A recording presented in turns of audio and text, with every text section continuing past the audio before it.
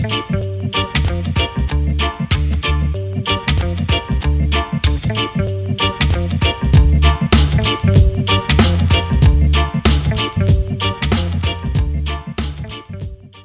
we're here in the north beds as part of the market gardens here at Ridgedale, and we're working with a no-dig approach to market gardening, which means we form our beds by layering compost straight onto the ground. Now this is the first season that we've been doing this here. We have some beds on the south side where we've been doing no-dig for 3 years, so we can go and have a look under the ground there and see what's happening underground. So we're here now on the east and west beds, which are on the slope in front of our house facing south, and these were the original no-dig beds. And so the soil here has not ever been dug, it's just had 3 seasons of laying down organic matter. Let's dig a little hole in a spare bed and see what we find down there. We'll see a cut through of the soil up near the house to see what we're working on. We had about 25 centimetres of very light topsoil and then just pure yellow sand underneath that we'll see in the cut. But by adding so much organic matter, what we've essentially done is formulated a lot of helping hands through earthworms, etc., who carry this matter down into the ground for us. The worm count in here has increased dramatically, and the ground remains very soft. So we're really using this organic matter as mulch, but also nutrient.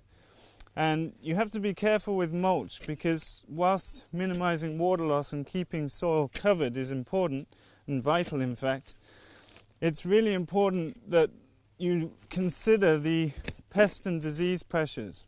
Here we have big problems in Sweden with invasive Spanish slugs, and if you cover your beds with straw, you create a breeding ground for those slugs. So we absolutely don't bring any composts. We don't make compost near the garden, and we don't put straw on the ground. We use the compost as feed to drive the soil food web, as well as leaving roots in the ground to decompose. But what we find is that organisms are bringing that nutrient down into the ground. It's totally changed the profile of the soil. It remains permanently moist, permanently protected, and we're developing this crumb-like structure that we're looking for in a healthy soil. And all these particles are glued together by the exudates of primarily bacteria and fungi. It's a really healthy, thriving soil that's being created just by laying matter on the surface in the way that nature generally builds soil too. Let's go up and take a look at what we were working with when we started by cutting through some soil somewhere else. So here's a cross-section of what the soil is like where these beds are formed. You see it has about 30 centimetres perhaps of topsoil on top of pure sand. This area of land used to be underwater and have glaciers, etc. So it's very different in its composition. But in this part of the land it's very heavy sand. I mean, this is just sand and gravel.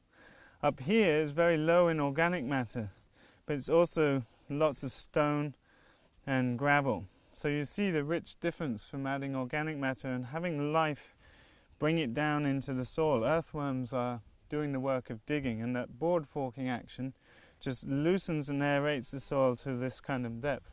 It's been a very quick transformation to have our beds go from this to this thick, dark, rich, organic, matter-filled beds that we have today. By layering composts on the surface, we're using compost as mulch essentially. It's quite compost intensive. We're putting about nearly 400 litres on one of these beds as the initial bed preparation. And you'll notice all our beds are standardised in their size. We work to 75 centimetres at 10 metres of length, because that fits the overall layout of the garden spaces here at the farm. So here's an old brassica crop that's been taken out, and you can see it's been cut at the level it's harvested. You'll also notice here how most of the weed pressure comes from the edge of the bed, which we could help by filling up the path more with wood chip. But you see the surface of the bed has just a few light weeds that are easily taken out by just scratching the surface with the hose that we use. But to prepare this for seeding, we will come along and carefully cut out this crop right down to ground level. That's a bit of extra work, but that allows us to then just give this a once over with the rake, and then we can even use the direct seeder straight back on top of this. And so it's a very nice way of feeding the soil. If we take the roots out here,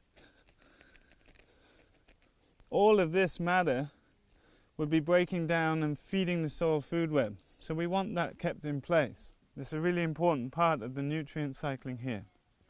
So a lot of people think that growing root crops will be a problem in a no-dig setup. But here we're in front of a carrot bed, and the carrots have done really well this year, and I can just pull the carrot out of the ground.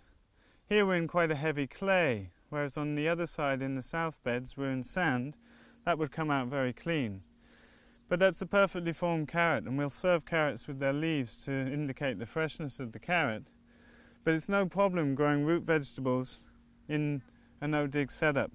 They do very well.